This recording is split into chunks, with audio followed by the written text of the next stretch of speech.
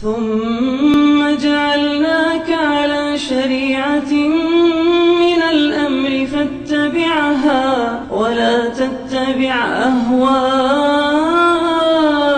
الذين لا يعلمون. Jadi suatu saat ada orang aliran sesat datang kepada saya. Dia mengaku imamnya adalah Imam Mahdi. Hari Jumat, saya kemudian sebelum sholat, saya salawat mengadu kepada Rasulullah. Kenapa saya gelisah? Gelisahnya bukan main. Saya nggak pernah segelisah itu. Dulu punya masalah apa saja tidak ada gelisah. Ini gelisahnya bukan main. Sebelum Jumatan, saya kemudian menyapa Rasulullah. Allahumma salli ala Sayyidina Muhammad. Assalamualaikum ya Rasulullah. Assalamualaikum ya Habibullah. Assalamualaikum ya Sayyidi ya Rasulullah. Begitu terus saya baca.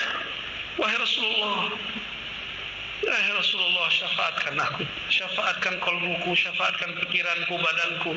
Kenapa ini gelisah? Tiba-tiba Allah masukkan saya ke alam yang bukan alam ini. Disebut tidur bukan tidur, disebut jaga bukan jaga.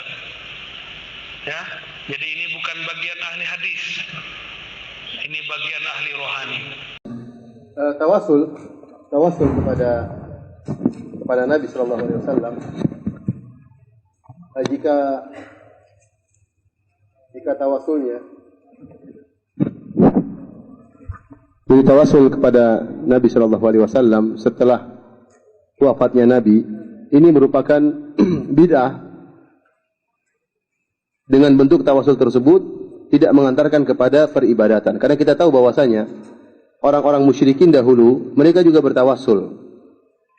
Dalam ayat seperti kata Allah Subhanahu wa taala, mereka mengatakan ma na'buduhum illa liqarribuna ila Allahi zulfa. Kami tidak menyembah mereka kecuali mendekatkan kami kepada Allah sedekat-dekatnya. Dalam ayat yang lain mereka mengatakan haula'i syufa'auna indallah. Ya. Mereka adalah pemberi syafaat bagi kami di sisi Allah. Jadi orang-orang musyrikin dahulu mereka menyembah sesembahan-sembahan mereka seperti Lata, Uzza dan yang lainnya dalam rangka untuk menyembah Allah. Perhatikan sini. Jadi mereka menyembah sesembahan-sembahan mereka dalam rangka untuk menyembah apa? Allah. Jadi mereka masuk dalam kesyirikan dalam bab syafaat. Akan tapi tatkala mereka minta syafaat kepada sesembahan-sembahan mereka disertai dengan peribadatan. Sehingga mereka terjerumus dalam kesyirikan. Entah dengan menyembelih untuk mereka, entah dengan meminta kepada mereka, ya, entah dengan ketundukan, ya, kerendahan di hadapan sembahan-sembahan mereka tersebut, sehingga mereka bukan hanya sekedar bertawasul secara murni, tetapi disertai dengan peribadatan kepada sembahan-sembahan tersebut. Adapun praktek yang dilakukan oleh sebagian kaum muslimin tatkala pergi ke kuburan Nabi, mereka mengatakan, ya Rasulullah, mintakan kepada Allah Subhanahu wa taala agar saya gini dan demikian. Mohonkanlah kepada Allah. Kalau hanya sekedar ini, maka ini bid'ah, bukan apa? Bukan syirik. Karena dia tidak ada bentuk peribadatan kepada siapa? Kepada Rasulullah. Beda kalau dia mengatakan, ya Rasulullah tolong saya, ini kesyirikan seperti ini. Turunkanlah hujan bagi saya, ini kesyirikan, berarti minta kepada Nabi. Beda kalau permintaannya dalam bentuk tolong sampaikan permintaan saya kepada Allah Subhanahu wa taala, maka ini bukan kesyirikan, ini hanyalah apa?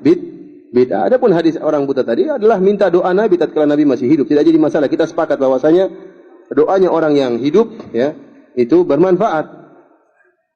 Kemudian tawasul seperti ini, kenapa kita cegah dan kita larang, kita katakan bid'ah? Karena dia bisa mengantarkan seorang kepada kesyirikan. Ini kenyataan. Saya tanya sama antum ya, sekarang logikanya begini.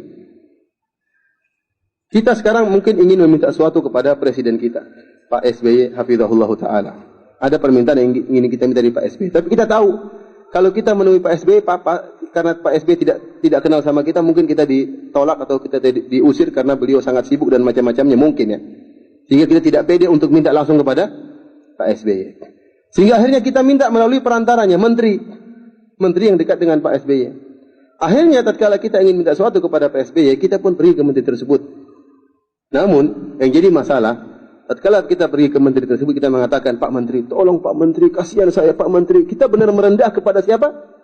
Pak Menteri tadi. Sehingga SBY kita lupa, pengagungan terhadap SBY kita lupa. pengagungan kita berpindah kepada siapa? Menteri. Ini yang kita khawatirkan terjerumus dalam kesyirikan. Antum bisa bayangkan orang yang pergi ke menteri, dia merengeknya kepada siapa? Bukan kepada Allah Subhanahu wa taala. Kalau tawasulnya sampai mengantarkan kepada peribadatan, maka terjerumus dalam kesyirikan. Oleh karena saya katakan tawasul kalau maksudnya adalah minta kepada Nabi, ya Nabi tolong doakan saya, tolong sampaikan permintaan saya, maka ini bukan syirik, tapi apa? Bid'ah. Tapi dikhawatirkan membuka pintu-pintu kesyirikan, karena bisa jadi orang itu hanya merendah dan menghinakan dirinya kepada Nabi, bukan kepada Allah Subhanahu wa taala. Meskipun khilafiyah, kita harus tegas.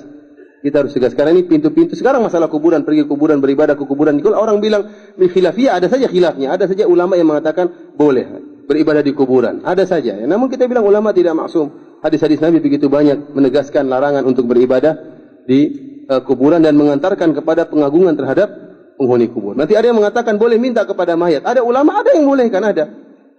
Ada yang bolehkan. Akhirnya apa? Ini masalah khilafiyah. Padahal syirik atau tauhid. Oleh karena kita mengatakan meskipun ada sebagian ulama yang bolehkan, namun kita bilang bahwasanya para salaf tidak ada yang bolehkan. Itu ulama mutaakhirin, abad ke-8 atau abad ke-9 yang bolehkan tersebut. Adapun kalau kita buka buku-buku terdahulu, tidak ada pernyataan seperti ini. Nah kita katakan kalau tawasul kepada Nabi adalah bid'ah selama tidak mengantarkan kepada bentuk peribadatan kepada Nabi SAW.